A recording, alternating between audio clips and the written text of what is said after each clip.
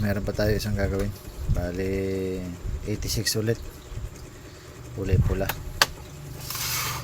Bali subukan din natin, testingin na natin sa battery. Hindi pa nabubuksan to,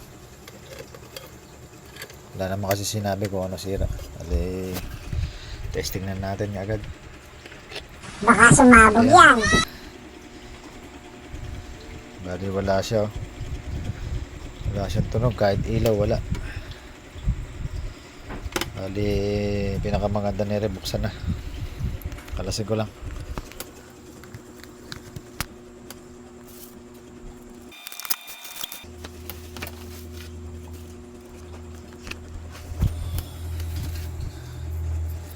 Bali ito, pagbukas natin nakita natin kaagad sunog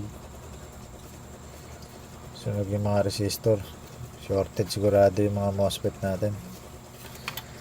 Tapos sa ilalim ito, bali umangat na yung jumper na nilagay dito sa board.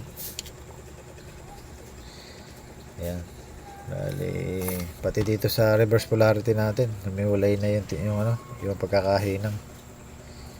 Ayan o, bali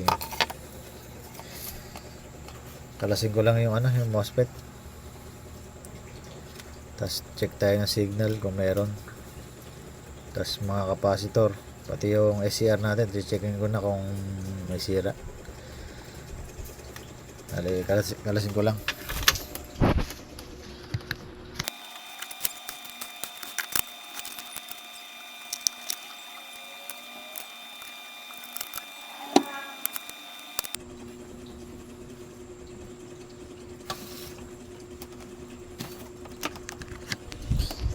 Bale ito, may natirang dalawang MOSFET. Yan. Tapos yung dalawa shorted. Bale yung apat na resistor papalitan na natin para sigurado. Tapos magche-check ako ng signal kung meron. Bale kabit ko lang. Yan. Positive. Kung natin yung oscilloscope natin, kabit natin yung rod. Bali dito check tayo kung meron.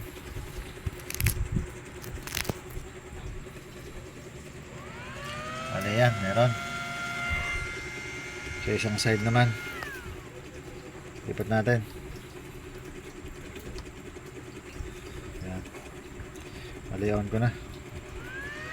Bali meron din 31. Bali okay pa yung signal nya. Bali ito, check ko na yung yung signal nya. Bali na natin, kakabitan na natin ng siyang MOSFET nya sa resistor. Tapos testing natin. Bali ito, nakabitan ko na. Bali tetestingin na lang natin. Kakabit na yung battery natin. Mandar na, kahit di ko pinipindot. Uso nagdikit. Yan, bali nakaload natin 2000 watts.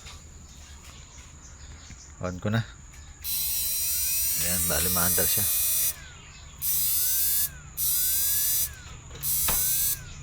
Bali possible na nangyayari dito yung kung mapatay ka agad yung blower, nag-overheat yung natin MOSFET. Ganyan yung blower. Kung kailan lang ako pipindot, noon lang aandar.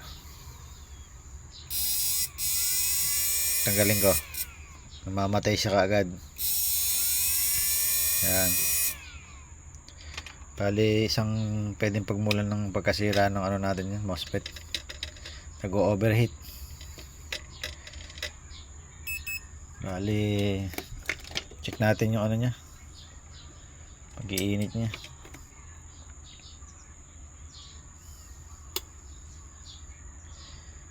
Bali ito,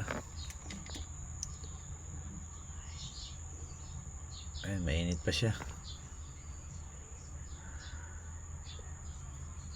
Ali yan. Ito mo 42 43. Saglit ko palang pinipindot yan. Ayan, 45 na. Nakadikit po yung ano natin.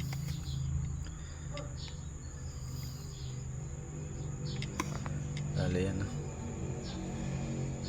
Patuloy na maangat yung kanyang pag-init. Ali,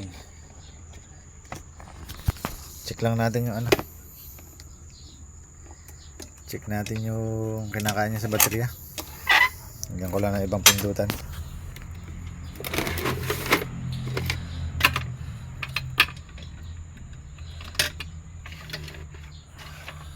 Bale ito.